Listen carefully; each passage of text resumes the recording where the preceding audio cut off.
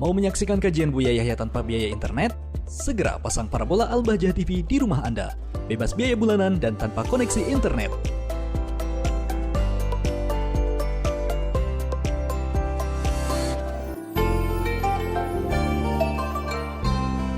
Assalamualaikum warahmatullahi wabarakatuh. Waalaikumsalam warahmatullahi. Allahumma salli ala Sayyidina Muhammad wa ali Sayyidina Muhammad. Allahumma salli alaihi. Buya, kami pengen mendapat penjelasan yang jelas karena kami temui dalam dua kitab yang berbeda tentang sifat jaiznya Rasul. Dalam kitab Aqidatul Awam disebutkan wa jaizun fi haqqihim min aradi bi ghairi naqsin ka khafi fil maradi. Sementara dalam kitab Durratun Nasihin, Nabiullah Ayub itu sakitnya sangat luar biasa dan sampai diisolasi oleh masyarakat setempat. Jadi ini yang kita pegang mana Buya? Apakah yang dari Aqidatul Awam atau dari kitab Durratun Nasihin? Terima kasih. Assalamualaikum warahmatullahi wabarakatuh. Waalaikumsalam warahmatullahi wabarakatuh. Rambu-rambu jelas, makanya termasuk sam'iyah, termasuk akidah khamsin yang kami sampaikan itu rambu-rambu.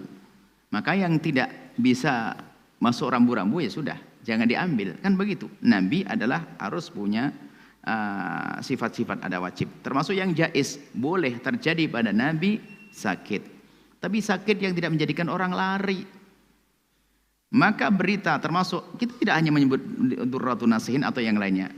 Berita tentang kisah Nabi Ayub yang sakit sampai ulatnya begitu kelihatan kadang-kadang gerak-gerak begitu. Nggak mungkin, itu dusta. Nggak boleh dinisbatkan. Nggak perlu kita pegangi dong. Mohon maaf kita tidak menyinggung masalah kitab Durratun Nasihin, bukan. Kita punya rambu-rambu bahwasanya Nabi tidak mungkin punya penyakit yang menjadikan orang lari darinya. Sebab Allah mengutus utusan untuk mengajak kepada kebaikan. Dan tidak Allah telah dijadikan utusan itu, orang tidak punya alasan untuk lari darinya. Nah kalau Nabi bau, Nabi ini, nanti alasan, Nabiku menakutkan, ya Allah aku gak seneng, sebetulnya aku pengen patuh, tapi cuman karena dia ada uletnya hidup begini, yang bisa ngomong gitu. Maka itu adalah berita-berita yang tidak dibenarkan, yang sering disebut dengan Israiliyat, atau diambil dari cerita terdahulu tapi yang tidak benarkan. Pasti tidak benar. Kenapa? Kita punya rambu. Nabi tidak mungkin punya sifat-sifat yang munafir, gila, tidak mungkin. Atau mohon maaf tiba-tiba punya bau busuk, nggak mungkin.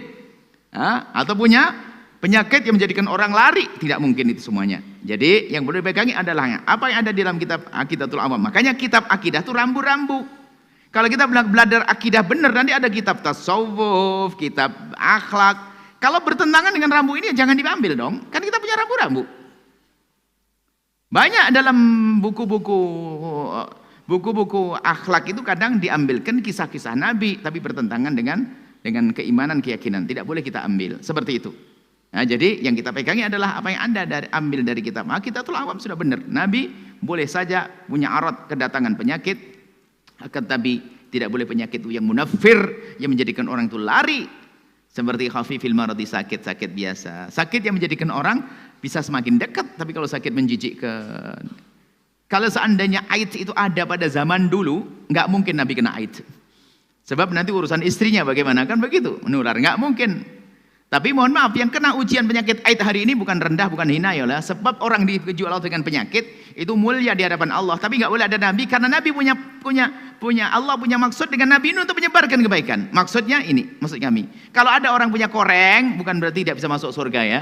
Jangan, ini bukan berarti wah Nabi aja tidak boleh sakit begitu. Berarti sakit saya jelek banget dong. Nabi nggak boleh gila. Nabi nggak boleh AIDS. Lalu saudara saya kena AIDS bagaimana? Ketahuilah wahai hamba Allah. Itu tadi sakit-sakit yang tidak boleh ada pada Nabi. Adapun selain Nabi bisa saja punya penyakit koreng yang sangat menjijikkan, lalu orang pada meninggalkannya hanya di hadapan manusia. Dia ditinggalkan oleh manusia. Tapi di hadapan Allah bisa mulia, beda ini. Loh kenapa kok Nabi gak boleh? Karena Nabi punya tugas untuk menjadikan manusia dekat kepadanya. Kalau kita kan tidak punya kewajiban kita. Kita bukan Nabi, bukan utusan. Jadi siapapun yang kena penyakit AIDS, jangan sampai merasa kecil hati. Yang sudah diuji Allah dengan penyakit AIDS harus waspada. Anda harus menjaga diri agar tidak menular kepada siapapun. Minta ampun kepada Allah, bertobat dan seterusnya. Segala penyakit-penyakit yang menjijikkan, termasuk yang hari ini kan corona. Corona kan hari ini ada orang kalau sudah penyakit corona itu kan pada malu disembunyikan. Karena apa? Jangan. Corona adalah termasuk penyakit, kena wabah adalah mati syahid. Kadang-kadang orang mengatakan, saudaranya kenapa? Ada meninggal, ada ini. Bahkan paling takut dikoronakan. Loh, kalau betul corona ya alhamdulillah, artinya apa? Meninggalnya syahid. Memang di hadapan manusia, penguburannya adalah nggak bisa rame-rame. Hanya berapa orang dikubur oleh tim begini. Itu kan hanya di hadapan manusia. Di hadapan Allah sudah diampuni dosanya oleh Allah. Seperti itu.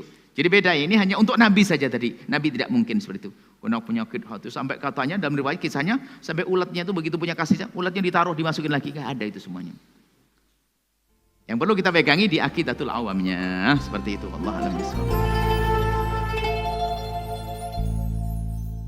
Sahabat Al-Bahjah TV, setelah menyaksikan video ini, jangan lupa bersolawat kepada baginda Nabi Muhammad.